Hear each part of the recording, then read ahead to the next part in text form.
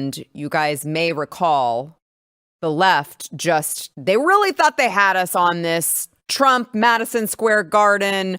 They're calling it a Nazi rally on Sunday. They had different speakers speak. And there was one speaker in particular that they just took issue with. And that speaker happened to be a comedian, because the left is so unfunny. They suck the fun out of everything and they can't take a joke. And so I want to play for you just as a refresher. This is Tony Hinchcliffe making a joke. This was one of many jokes that he made, by the way. Okay. He is also very well known for his roast during the Tom Brady roast. All right. So a comedian who's used to doing roasts. And in true roast fashion, maybe you could argue it wasn't the right venue. But this comedian tried to make a joke at Donald Trump's Madison Square Garden rally that the left just seized upon as, I don't know, like what was going to sink Trump's second term, I guess. Watch. A lot going on. Like, I don't know if you guys know this, but there's literally a floating island of garbage in the middle of the ocean right now. Yeah. I think it's called Puerto Rico. Okay. All right. Okay. We're getting there. So again, normally I don't follow the national anthem, everybody. By the way, I don't know if you guys heard that. The crowd didn't like it. I thought it was like kind of funny, whatever. I don't get offended by humor, but the crowd did not like it. But that didn't stop the left from just latching onto it and you had 48 hours straight of CNN, MSNBC crying practically about the fact that this guy had the nerve to talk about Puerto Rico. You had AOC making the rounds like, I can't believe that he would say that about Puerto Rico. My grandmother lives there. All right, calm down. It was a joke, okay? But Joe Biden actually decided to insert himself into this conversation. Now, he did so first with this veiled threat while he was giving a speech about something else. And this is what he said about Tony Hinchcliffe. Watch. $3 billion in funding from my Inflation Reduction Act to help clean up and modernize ports in 27 different states and territories, from Pennsylvania, Georgia, Michigan, and beyond, including, yes, Puerto Rico.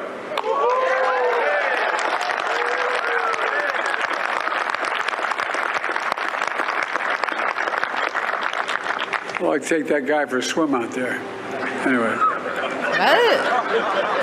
I'd like to take that guy for a swim out there? Did you just... Stenny's looking at me. Don't get going, Joe. You just threatened to drown him? Don't get going, Joe. Slow up. Spoiler alert, he didn't slow up. He didn't do that because just before Kamala's big speech in Washington, D.C., Joe Biden decided that he was going to double down on this rhetoric and not just talk about Tony Hinchcliffe. He wanted to let everyone know exactly what he thinks about 75 million, 80 million, I would argue more this election cycle, Americans, half the country. This is what Joe Biden said about you. Watch. Or Puerto Rico, where I'm in my home state of Delaware, they're good, decent, honorable people. The only garbage I see floating out there is his supporters. His demonization of seen as unconscionable, and it's un-American. Oh, he just called you garbage. He thinks you're garbage. Now, I would say that's a far cry from a comedian making a joke, which the crowd didn't even appreciate, right? The crowd was booing. They were not happy. But that doesn't stop the left from lumping them in to one category. If you hate Trump, if you love Trump, you're garbage. And this is, of course, after Joe Biden, in his speech given in what looked like the depths of hell with all of the red lighting behind him, he was so angry and he was talking about these ultra MAGA extremists. Ultra MAGA. We're Nazis. We're ultra MAGA. We're garbage. I mean, they've been saying the quiet part out loud the entire campaign season and before. Let's take Tim Walz.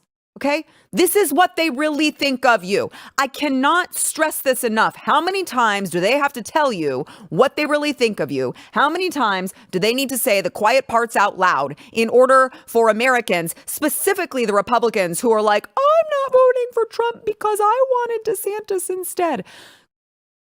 They hate you. They think you're garbage.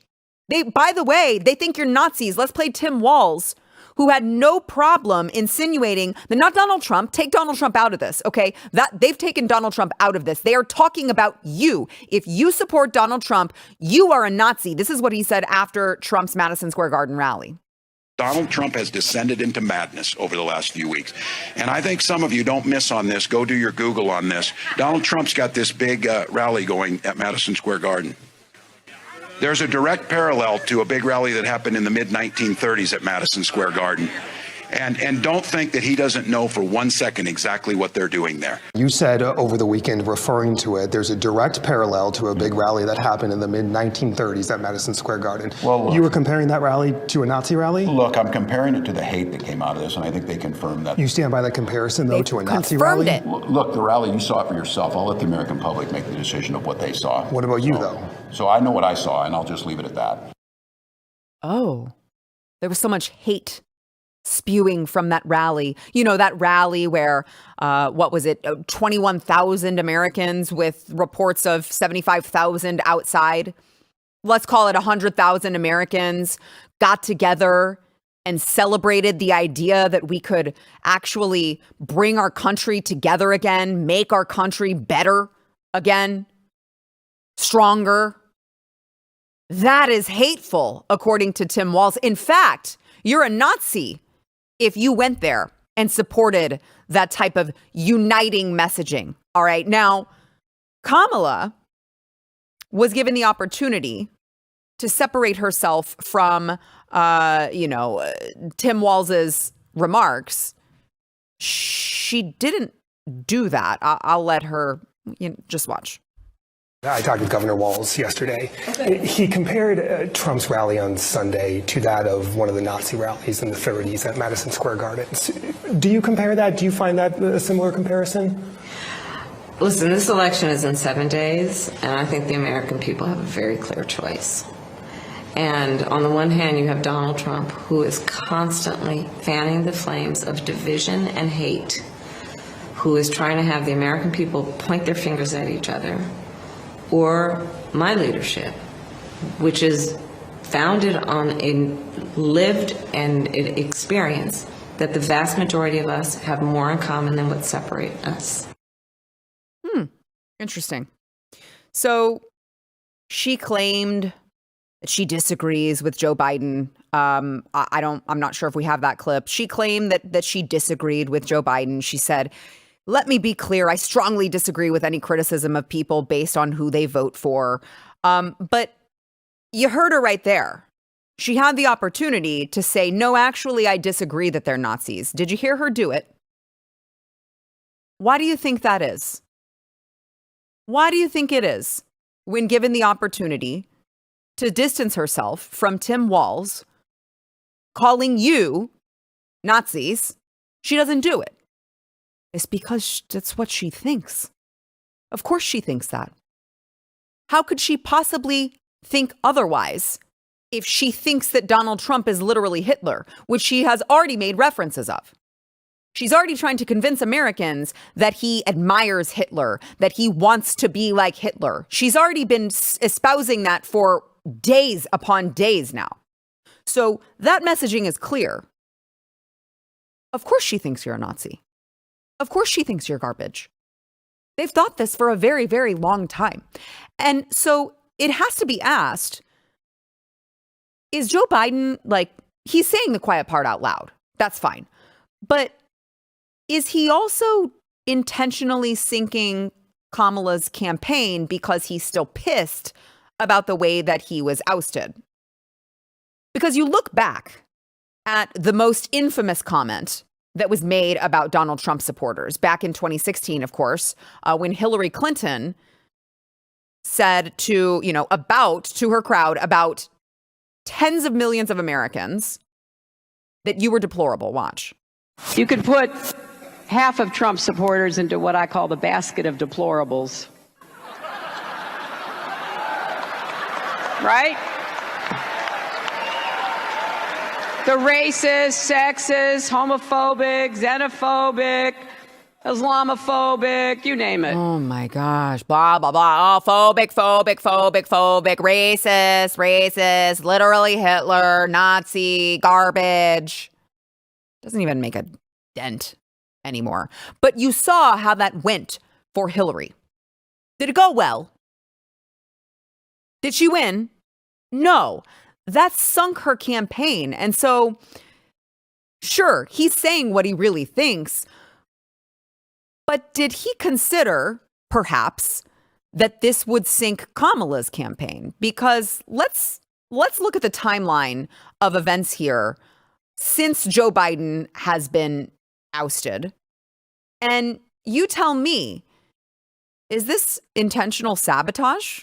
All right. So Sunday, July 21st, after the debate on June 27th with Donald Trump, of course, doubts were raised about Joe Biden's fitness.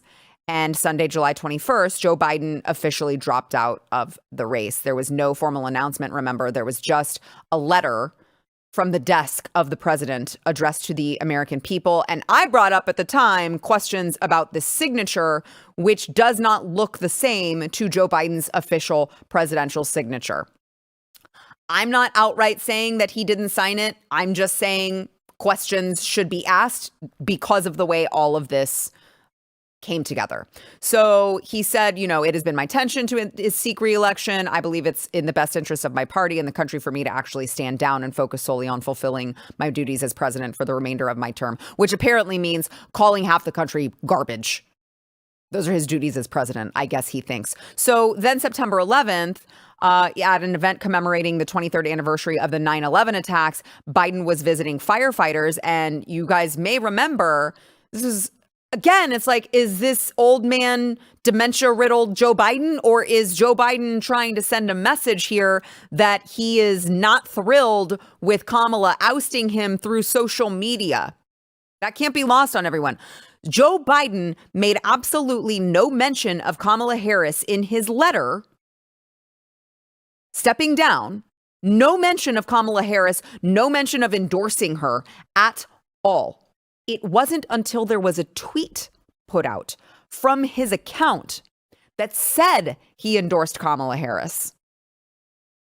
And let me just tell you, in case you don't know, Joe Biden ain't tweeting himself. So really, this coup really was because of presumably a 22-year-old intern who was told to hit send on a tweet that Joe Biden did not actually give permission to do. All right. So after that happens, Joe Biden's visiting with these firefighters. And you recall that weird moment where they put on a Trump hat. It was very strange. Watch.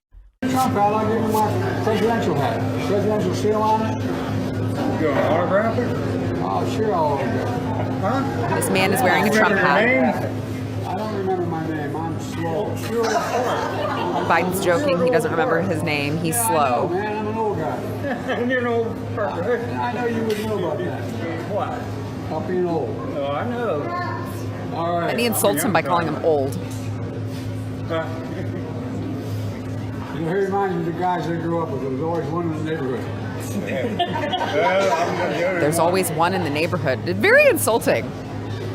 There you go, man. I need that hat. Want my autograph? Hell no. You know my name. Come on. I ain't going that far. Yeah. Let's do a selfie. There you go. That's weird. Okay. That's weird. Very strange. Again, is it because he's old and he doesn't know what's going on, or what? Because let's keep going. October 8th, after Hurricane Helene devastated much of the Southeast, Hurricane Milton was coming to Florida, and Governor DeSantis was, of course, handling it like a boss, as he does every single time. And you saw Kamala trying to, I don't know, I guess, gain political points, trying to slam some Republican, whichever Republican she can manage to slam, by injecting herself into Florida's situation. And she's like, DeSantis has not even returned my phone calls because I've been calling him as vice president. Watch. President, Governor DeSantis, NBC is reporting Governor DeSantis is ignoring your calls on hurricanes, resources, and help. How does that hurt the situation here? You know, moments of crisis, if nothing else, should really be the moment that anyone who calls themselves a leader says they're going to put politics aside and put the people first. Which he does every People are time. in desperate need of support right now. And playing political games with this moment in these crisis situations, these are the height of emergency situations, is just utterly irresponsible, and it is selfish, and it is about vile political woman. gamesmanship instead of doing the job that you took an oath to do, which is to put the people first. Which, again, he's done every single time, which is why he has made Florida bright freaking red, Kamala. And so Kamala tried to, she just flat out lied. And she lied in an effort to make Republicans look bad. But Joe Biden, after she made those comments, Joe Biden actually went out of his way to give rave reviews about how DeSantis had handled this, which directly conflicted with what Kamala was saying. And you have to wonder, why did Joe Biden go to great lengths to say this about DeSantis? The governor of Florida has been cooperative. He said he's gotten all that he needs. I talked to him again yesterday, and I said, I said, no, you're doing a great job. It's all being done well. We thank you for it. And I literally gave my personal phone number to call. So I don't know. There was a rough start in some places, but every governor from Florida to North Carolina has been fully cooperative and supportive and acknowledged what this team is doing. And they're doing an incredible job. But we got a lot more to do. All right, October 11th, Joe Biden in a cabinet meeting where Kamala was joining by phone. And he got really snappy when they were like, oh, we need to give Kamala a chance to talk. And he was like, please. I will finish when I am ready. I am 150 years old. I've been doing this for about as long, and I don't care if Kamala wants to talk, basically. Watch. Is that we're in a situation where, we're going to have to, I know I'm going to go to the vice president in a second. She's my boss.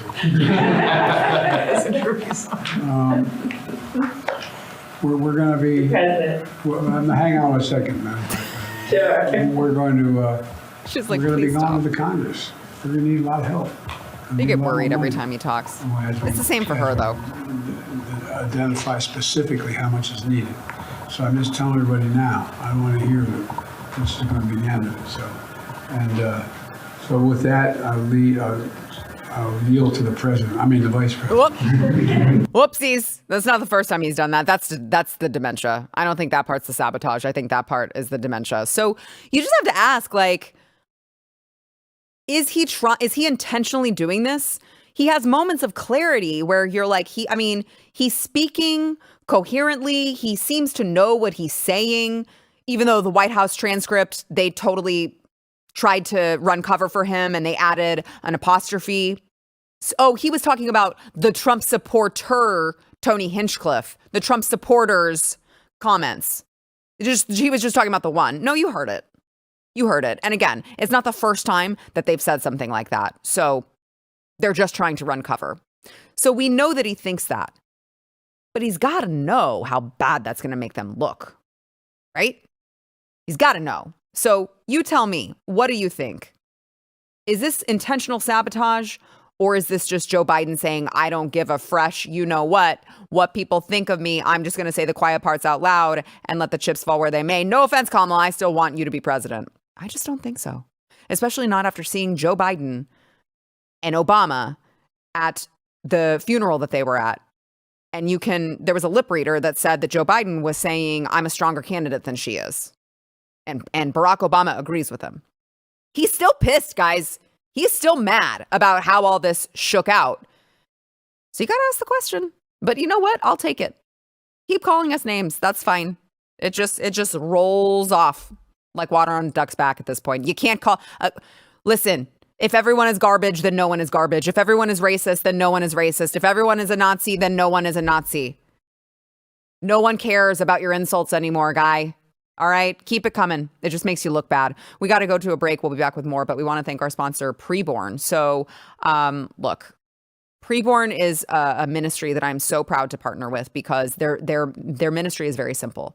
They are trying to save as many babies as possible from abortion. And the way that they're doing that is that they know that if a woman enters a Planned Parenthood, they're told a bunch of lies. They're told it's just a clump of cells. They're told it's nothing to worry about. They're told that they won't regret it if they get rid of it. They're told all of these lies. And what Preborn is doing is once this woman enters a preborn clinic instead, they're actually treated with compassion. They're told the truth. They're shown an ultrasound so they can actually see their baby. They hear the heartbeat. And you guys who are parents, you realize that's a life-changing moment for you. Hearing your baby's heartbeat, that's an instant connection. And in that moment, that woman is twice as likely to choose life. So ultrasounds cost money. $28 is the cost of an ultrasound. 5 ultrasounds are $140. How many babies' lives can you save? Because every ultrasound that you are contributing to goes to save the life of a baby. You can look at this as a year-end tax-deductible donation. Whatever you guys can donate, know that you are literally saving babies' lives. I can't think of a more meaningful organization than that. You can go to preborn.com/Sarah to donate. That is preborn.com/Sarah.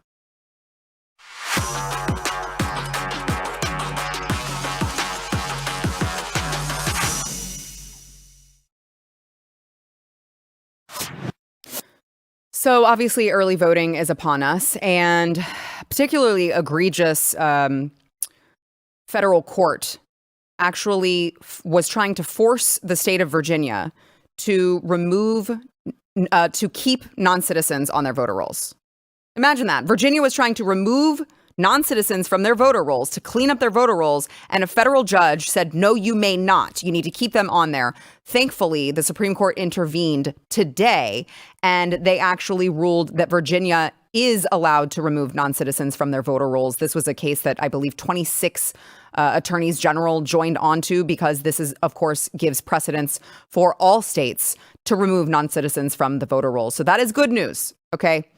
However, there's still some funny business going on.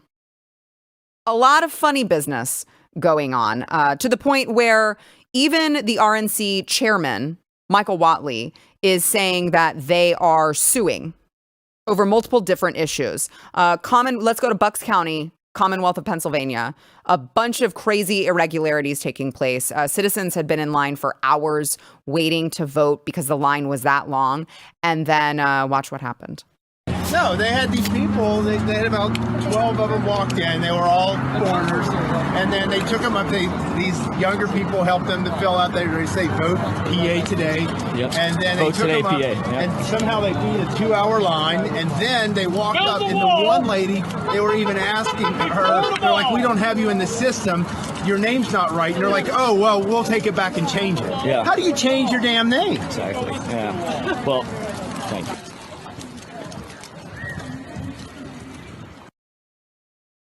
So presumably, non-citizens being bussed in to go vote, even though they don't have the proper, sounds like to me, identification, and they're bumped to the front of the line. Huh, interesting. Pennsylvania, check that out. All right, a couple of voting polls were actually also shut down over 2 hours prior to the time that they were actually supposed to close. This was what happened there.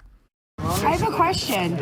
I have to bring someone here about 4 o'clock to vote. Are they gonna ask you to talk to this? Are they gonna turn everyone down? I'm gonna ask you to talk to this gentleman because the voting is closed right now. It's closed. I just want you to talk to this gentleman. We have the right to vote until 4:30. I got you.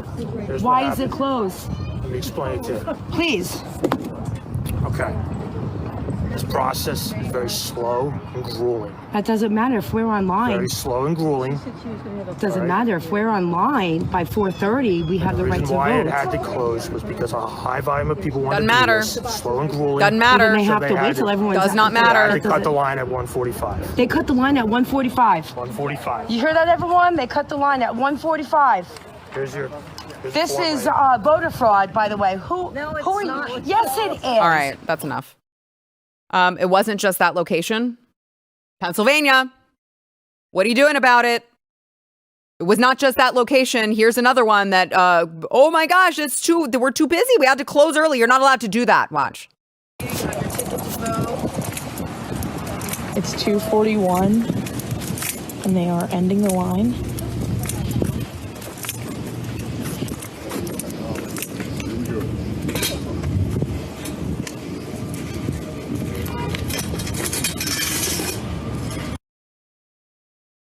Guys, you can't do that. Do you see how scared they are?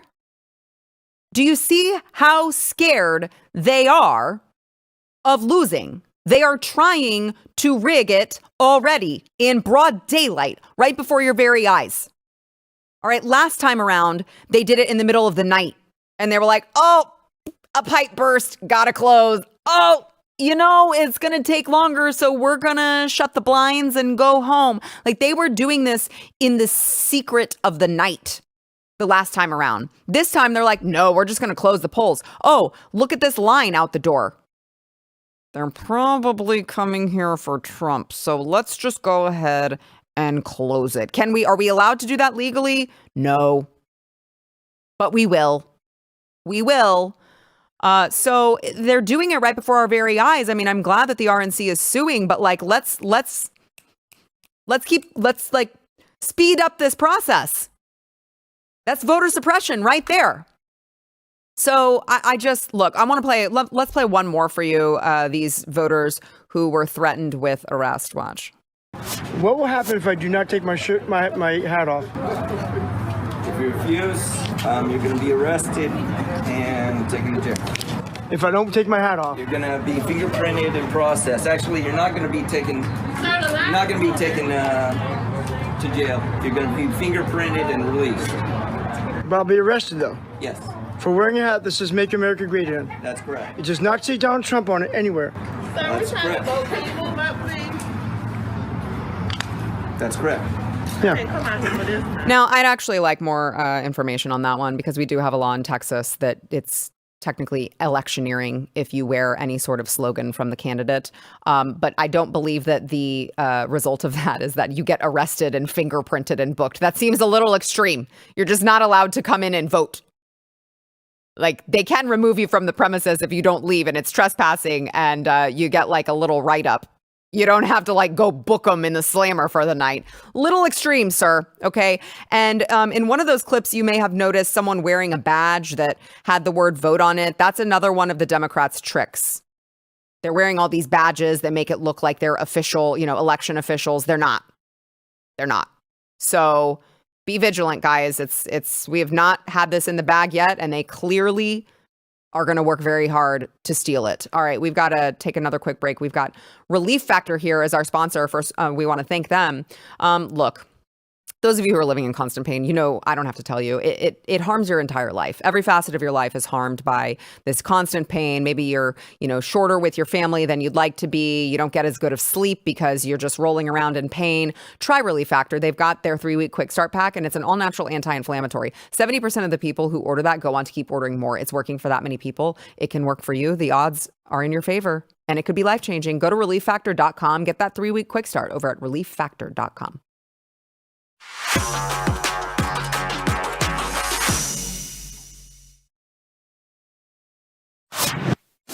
Last week, my friends over at Patriot Mobile were kind enough to host a screening of James O'Keefe's new movie, Line in the Sand. And, James has done a lot of really amazing work. This might be the most important work of his entire career. I want to ask him about that in a second. But first, let me play for you the trailer of Line in the Sand. Watch. We got an unaccompanied minor right here, guys. This is heartbreaking right here. See the handcuffs? Those criminals are being put with the kids? Yep. They're putting the criminals with the kids. Does sacrificing your value system and integrity to feed your family make you a bad person? They're putting blinders on right now to stop us from seeing what's happening. There seemed to be an internal struggle between doing what people perceived as the morally right thing and pursuing their livelihood. You can't move 500,000 children in 3 years if you're asking a lot of questions. Maybe it's all just human nature. Maybe the powers that be know that. That is Let's go. Stop the car. Stop the car. Where are you going? They're very upset. They're right there. Get down. They're in the secret facility right now. It's just all about money. There's a car right there. They got ladders right now. Me all the migrants. Go ahead and door. It's not about people. How much money are you making off of this crisis? $1 billion. Every single agent knows deep in his heart what's going on is wrong. I know you're just trying to do your job. We're taking children, we're then delivering them to people who they don't even know. Dude, no, Okay, cry. What's happening inside that facility? You know what's happening here? They all protect each other. The NGOs. They got some spotlight on us. The federal government. This is dangerous. I don't think we can trust anybody. America, we made it. Follow the journey of the immigrants. I can't do this, guys. The journey of the children. Oh, this is big time. We're in a cartel tunnel now, dog. We're in a cartel tunnel. And the journey into human nature. Some things can't be read in a book or a newspaper. They must instead be lived. There's nobody here to stop this. There's nobody. Joining me now to discuss this, the one and only James O'Keefe, of course, filmmaker of this brilliant film, also CEO of O'Keefe Media Group. James, thanks for joining me. So I hate to put you in a position where you say something that sounds conceited, but I do want to ask you, you have done such amazing work and you've uncovered such incredible things. Do you agree with me that this might be the most important thing that you've ever done? Absolutely. Yeah, this is without question. I mean, this is probably people are saying it's unlike any film that's ever been made. It is a documentary, but it's unlike any documentary because it's not scripted, it's not retrospective, it's not talking about things. It's immersing you in the cartel, at the fence, on the freight train with the Venezuelans. There are some YouTubers that have done this before I did. But it tells a story of human nature and the weakness and the apathy of our officials in the United States who are bribed and paid to transport these people. And then you meet these really brave whistleblowers who do the right thing, and it forces you to confront where that line is drawn. And of course, the children in the film, the little girls all alone, these are not actors or actresses.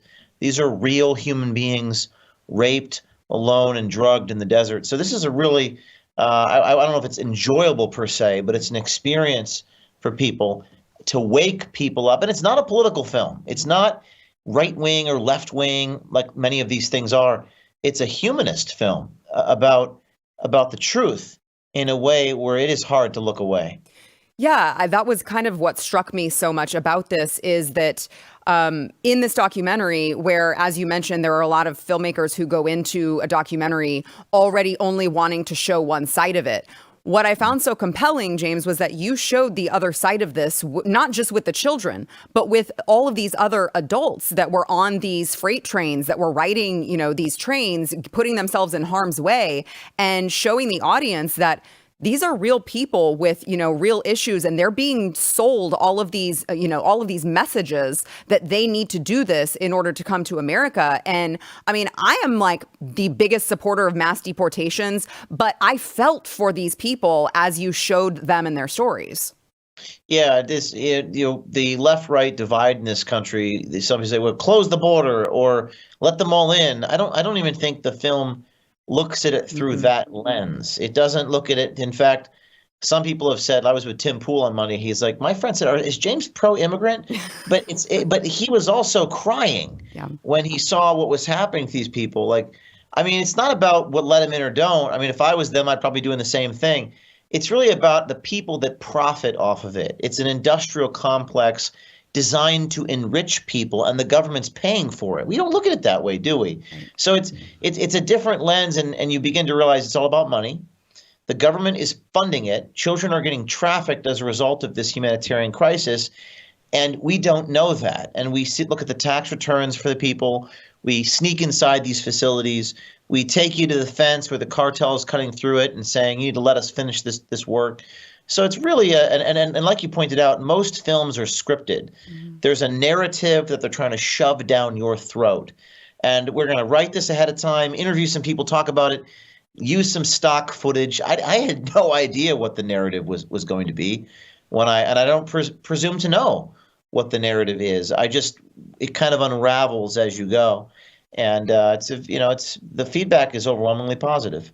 Yeah. So I do want to ask you, and I will just disclose to the audience, when I saw you not too long ago, I asked you this in person. I want to ask you again so you can answer for the audience as much as you're willing to share. But I asked you, did you at any point worry that you were actually going to die, that your life was actually in danger? No. Well, no, because of what I've been through in my life. I said this to you in person. I've been through too much. I've been fired from the company I founded, raided by the FBI, incarcerated, sued 40 times. So there comes a point where a man I've lived a great life, and my primary focus was getting things on tape. So I'm very tunnel vision to try to get the thing on video, so much so, and in an artistic sense, I'm completely focused on that I don't really have time to think about the secondary effects of it affecting me. I have to give a shout out to Anthony Rubin and Taylor, who are incredibly brave and had in fact done some of these things prior to me doing it. I just told the story, and my talent is in putting it together the way that I did. There was one moment, Sarah, on the train when we were detained by the Mexican National Guard, where it was pretty dicey, and I was praying, and I said, just God, just get me through this weekend. Let me survive this week. And I sent a text to my mom and dad and said, hey, I just got to get through this weekend. I got to survive Mexico. And I've been told that was truly insane to do that. But I think we have guardian angels, and I think ultimately if you have the truth in your heart and you have good intentions, I think you're going to be okay. Yeah, I am. Well, I'll tell you, maybe you weren't scared of losing your life, James, but I was scared for you multiple times throughout the film. I know you're alive, but I was like, oh my gosh, how did he get out of this? So I would just say to the viewers out there, I agree with you. This is a film that everyone needs to see, because not only is it about the more human side, the humanitarian side of this, which I wouldn't call it pro-immigrant, but it shows both sides. But you're going to be disgusted at the amount of your taxpayer money that is going to fund these things, that's ultimately used for human trafficking. I mean, the vast amounts of taxpayer dollars that are going to enrich these organizations. You just do a tremendous job of exposing, and it should make anyone, left or right, completely sick to their stomach. Well, I think that it's interesting. You say, it's pro-immigrant, anti-immigrant, whatever it is, people are being taken advantage of. Yes. And when you were in that theater in Texas, when you see the little girl all alone in the desert, it becomes very real, yes, very fast. Yes. All that rhetoric about pro-border, open border, close the border, all of it flies out the window when you see drugged children all alone in the desert. And how scared that little girl must have been, and what she has been through and what she will go through. And then you see how the government's paying for it. I don't even think people realize in Texas, you guys have all these shelters funded by the Health and Human Services. People making $1 million a year. And there's a lot of money to be made in transporting the children and feeding the children and security guards outside the facilities where they house the children and trafficking the children. There's more money made in trafficking children than drugs, because a child can be used more than once. Horrible to think about. Maybe Americans aren't prepared to even hear that, but that is the reality of the circumstances. And the cartel is making $10,000 per person. They assassinate people in Mexico if they stop the cartel. Hell, they try to assassinate politicians in America if you want to reform the government. So, of course, everyone's afraid, Sarah. Everyone's scared. Nobody wants to change anything. And I'll say, regardless of who wins, people are saying Trump's going to win. Regardless of who wins, there's this whole vast bureaucracy. Let's call it $1 trillion or hundreds of billions of dollars made off of this crisis. And all that money has to be taken away. So there's a lot of money to be made off of trafficking the kids, but there's no money to be made off of stopping the flow of people. And I want people to know that. That's a really hard thing for people to digest and process. So once we know what the problem is, then we can at least try to fix it. But what a problem it is on a scale that nobody truly fathoms or comprehends. Yeah, you just do an incredible job of showing that. Tell everyone where they can watch this. It's on Tucker's platform exclusively for 60 days, tuckercarlson.com, or redirect lineinthesandmovie.com. That's lineinthesandmovie.com, and that'll take you to a place where you can purchase it, share it with your friends. It is not a political film. It's every comment, by the way, Sarah, is everyone needs to see this film. You know that something is successful when everyone is saying that people on the left and right, everyone needs to see it, because it doesn't try to shove a narrative down your throat. It doesn't try to persuade you. It just shows you the reality. Yep. Yeah, absolutely. James, I appreciate you. And you keep outdoing yourself. You're what I'd call an overachiever. All right. Keep up the good work. Yes, I am. I appreciate that. I appreciate catching up with you at in Fort Worth after the 9,000 people that night. That was quite something. Yeah, that was great. All right. Well, keep me posted on what you got cooking, and we'll talk soon. Talk soon. Thank you. Thank you, James. Seriously, go watch the movie. It is incredible. Go to Line in the Sand movie. Go watch it. Share it with all of your friends, left or right. Nobody can come away from this movie not being moved by the fact that this is a giant problem that we need to take care of. And again, I say that as someone who is very, very pro close the border and mass deportations, but you can't ignore this problem. All right, we've got to take a quick break. We will be back with more. First, we want to thank our sponsor this segment, Kalshi. So look, you go to Kalshi right now. In fact, I'm going to go here while I'm talking, and I'm going to see in real time what the betting odds are over on Kalshi of who's going to win the presidential election. 61% say Donald Trump, followed by Kamala at 39%. Those are what the odds are right now. And I don't know if you realize this, but Kalshi is the first and only legal prediction market in the United States.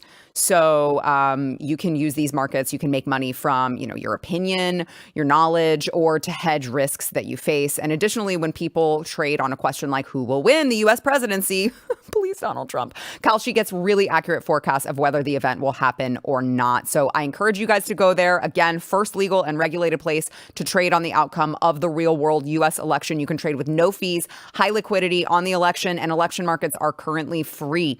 Make trades from $1 to $100 million. And if you have $100 million, share some with me. Okay, you can get started with a $20 cash bonus. They're going to give you a Kalshi credit after your first trade. Join today by going to kalshi.com/Sarah. That is Kalshi, KALSHI.com/Sarah.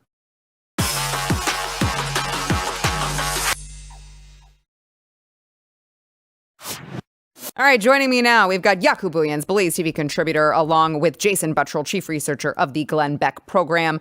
I'm going to say as few words as possible here because I want to get your thoughts, gentlemen. USA Today, the LA Times, and now the Washington Post are all refusing to endorse a presidential candidate. Just refusing. I mean, they endorsed half-dead Joe Biden back in 2020. Now they won't do it. Why? Jason, go. I'm not buying this bullcrap. I definitely think there's a level of let's jump out because we don't want to be on the record officially supporting this dumpster fire that's here. But it seems very eerily like after Donald Trump won in 2016, and suddenly the Washington Post had this come to Jesus moment. Remember that? That's when they were like, democracy what was it? Democracy dies in the darkness. Or some stupid crap. And they suddenly reaffirmed their journalistic integrity and said, okay, we commit to being, a level playing field here. Oh, okay. Now that there's a Republican in office, you don't have Barack Obama that you can just lick his boots nonstop. Now you're saying that you're going to do this. I don't really buy it. I think that they're going to have this, holy crap, there's, historic distrust in the media.